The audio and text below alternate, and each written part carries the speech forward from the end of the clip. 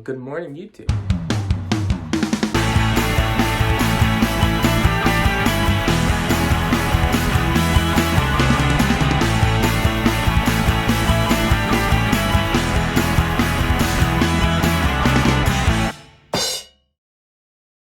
Hey guys, what's going on? Thanks for clicking on this video. Today, I thought I'd break down a lot of the running gear I use on my day-to-day basis, the different shoes, watches, recovery gear, and all the extra stuff I have for that kind of thing. So if you're excited, click that like button, make sure you subscribe for more, and let's get started. Before we get into the equipment breakdown, I just want to preface it saying that all this stuff I bought myself or was given to me as a gift from like a family member for Christmas or a birthday. I have no affiliation with any of these brands whatsoever. That being said, let's get into the breakdown. So thanks. So the first thing I got is, this is kind of my workhorse running shoe. It's the Nike Pegasus 37. This is actually my second one of it. I was just really happy with the first one. It lasted me about 700 miles, and I think it really could have kept going from there. And that is like a huge thing for me. I feel like I always end up getting shoes and they're dead at 200-300 miles.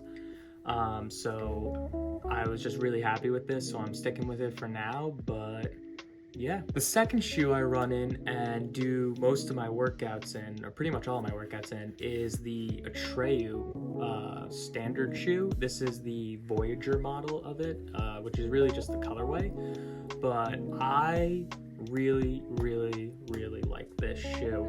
It's super lightweight, and it's super simple, and when I'm running with it, it feels like it's just me out there, nothing special. I feel like a lot of shoes are starting to get a little too over-engineered, and this is kind of just bringing it all back to basics. The bottom is all just one piece of rubberized foam, so it is actually more durable than you may think. My first pair lasted about 250 miles. I think it could probably go up to like 300 miles. Now, compared to my Peg 37 I just said, which got me to 700, that's not much.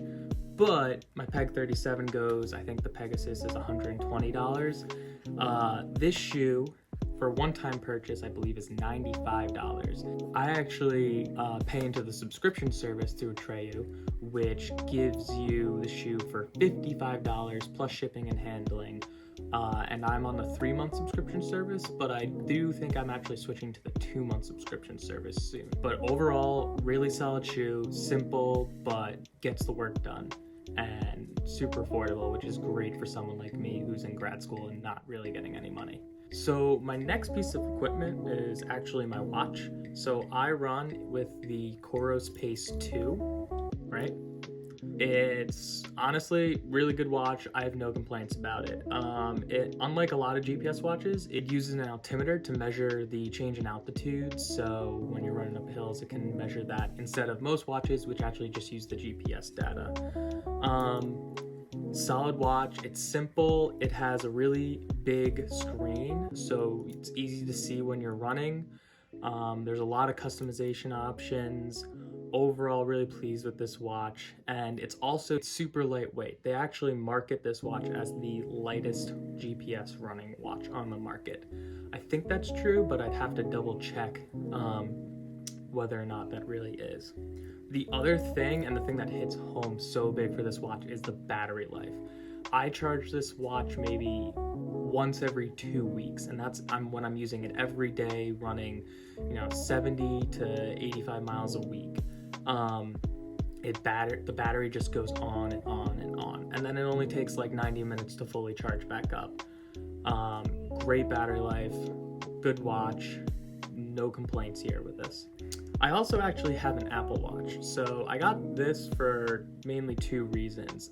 I actually originally had a Garmin Venu, and I used that for running, and it was good, but the reason I got the Venu was actually so I could listen to music or podcasts while I was running, and it was just really difficult linking up to that, and in order to do that, I needed some sort of subscription music service, like Spotify or Amazon Music, that I had to pay for, which I didn't want to do.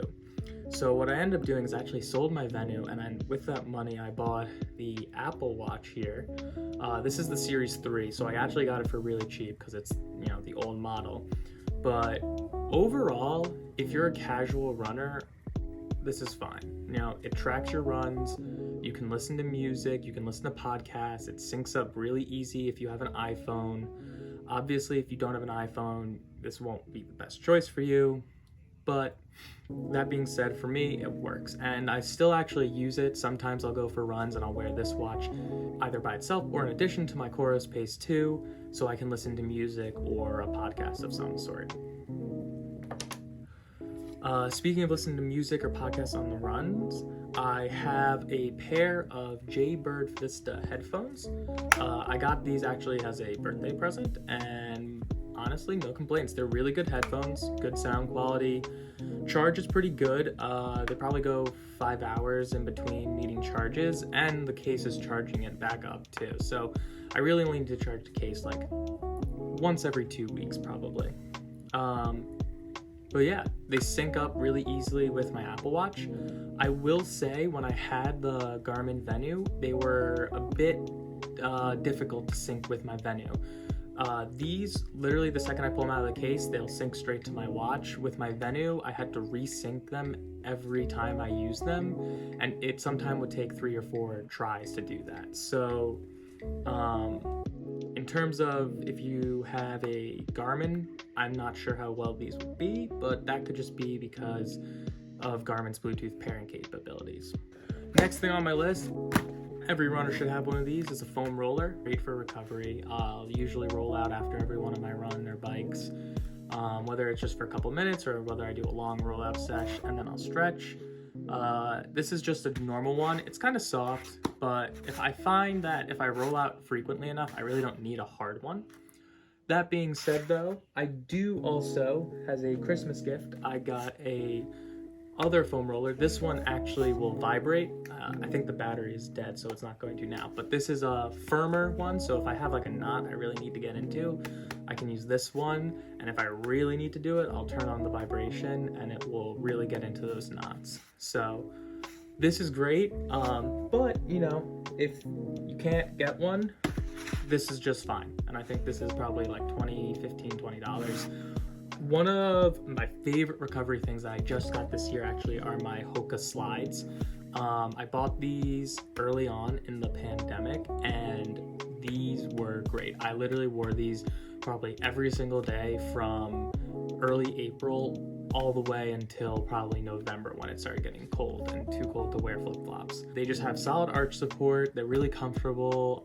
If your feet are a little cold, you throw on some socks, but they're just great to walk around the house in. And as someone who likes to kind of be barefoot or not wear my shoes, these are the perfect solution.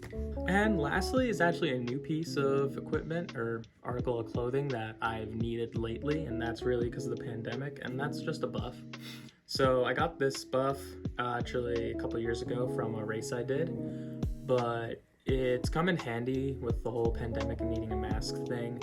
I don't wear it always when I have a mask, but usually when I'm out running, if I know I'm going to be somewhere where I'll see a lot of people or just have frequent run-ins, I'll wear it, and if I'm by myself, I don't have it on, but if I'm near people, I'll throw it over my nose while I'm near them and wait a couple seconds, probably once I'm like 30 feet away, to take it off. I actually did a trail run earlier this summer, and there were a ton of people there. People are just trying to get out of the house, and I had this on a lot the whole time, and it was what needed to be done, unfortunately. So that was my equipment breakdown. If you enjoyed it and you liked it, leave a thumbs up, subscribe, and thanks for watching.